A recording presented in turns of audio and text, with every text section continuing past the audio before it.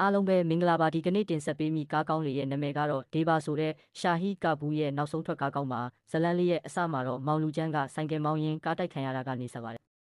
မောင်လူချမ်းကိုကယ်ပေးခဲ့သူကမောင်လူချမ်းရဲ့အတီးတဲကရဲရရှိတယောက်ပါမောင်လူချမ်းကအတိတ်မမေ့ခင်အမှုတစ်ခုအကြောင်းကိုစုံစမ်းနေပြီးအဖြေထွက်ခါနေပြီဆိုတာကိုပြောပြတယ်မောင်လူချမ်းကိုမှတ်ဉာဏ်တွေပြန်ခေါ်လို့ရအောင်အတိတ်အကြောင်းနည်းနည်းပြောပြတယ်အတိတ်မှာမောင်လူချမ်းကအရန်ခင်ရတဲ့တပ်ဖွဲ့ဝင်တငယ်ချင်းတယောက်ရှိပါတယ်တပ်ဖွဲ့ဝင်တငယ်ချင်းရဲ့နာမည်ကတော့မောင်လူပြော့ပါမောင်လူပြော့ကတော့မောင်လူချမ်းလို့မဟုတ်ပဲရိုးသားဖြူစင်သူတယောက်ပါမောင်လူချမ်းကတော့စိတ်ရှိရာရောက်လို့တက်ပြီးပါစက်နှစ်မရရင်လက်နှစ်ပြီးတတ်သူပါ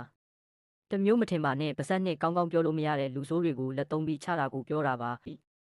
မောင်လူပြော့ရဲ့ရိုးသားဖြောင့်မတ်မှုအတွက်ရဲတပ်ဖွဲ့ကလျာရှည်စုပေးပါတယ်လျာရှည်စုကိုတက်ယူနေတော့မှပဲရင်ဘတ်တိတဲ့ကိုတနက်ပစ်ခံရပါတယ်မောင်လူချမ်းကတော့ဒီအကြောင်းတွေကိုအတိတ်မိနေပါပြီအတီးရဲသားတယောက်ကဒီအထိပဲရှင်းပြနိုင်ပါတယ်ကျန်တဲ့အမှုကတော့ကိုယ်တိုင်ဖော်ထုတ်ရမည်လို့ပြောတယ်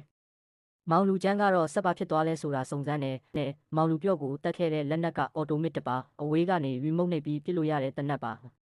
မောင်လူချမ်းရဲ့ကောင်မလေးကတော့မလှမုံပါမလှမုံဆိုပေမဲ့ငငယ်ကကြပြားတဲ့ကလူနာကွေးဦးတူနစ်ထုတဲ့တူနာပြုတော့မဟုတ်ပါဘူးမလှမုံကသတင်းထုတ်တဲ့လူတစ်ယောက်မောင်လူချမ်းကအမှုစုံစမ်းရင်းနဲ့နောက်ဆုံးမှာတက်ခဲ့တဲ့သူကိုတီးသွားပါပြီ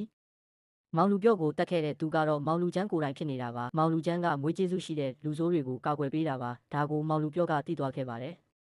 မောင်လူချမ်းကရဲတိုင်မှာဆိုပြီးရရှိစုပေးတဲ့နေ့မှာအဝေးထိန်ရီမုံနဲ့ပြစ်ခဲ့တယ်မောင်လူပြော့ခွင့်လွတ်ပေးတဲ့ဗီဒီယိုကိုမောင်လူပြော့ရဲ့ကောင်းမလေးကပြခဲ့ပါတယ်မောင်လူပြော့ကနိဗ္ဗာန်ရောက်နေပါပြီမောင်လူချမ်းကတော့နောင်တရပြီးထောင်ထဲဝင်ခဲ့ရပါတယ်မောင်လူချမ်းကတော့လိမ္မာသွားပြီမို့လို့ထောင်ထဲမှာရဲကိုကူညီပြီးနာမည်ကောင်းယူခဲ့ပါတယ်ဒီကားလေးမှာပေးသွားတဲ့တင်ကန်းစာကတော့ဘယ်အရာမှလောလောလတ်လတ်ဆုံးဖြတ်ချက်မချပါနဲ့တခါတော့ထပ်ပြီးပြန်လည်ဆန်းစစ်ပါဆိုတာပဲဖြစ်ပါတယ်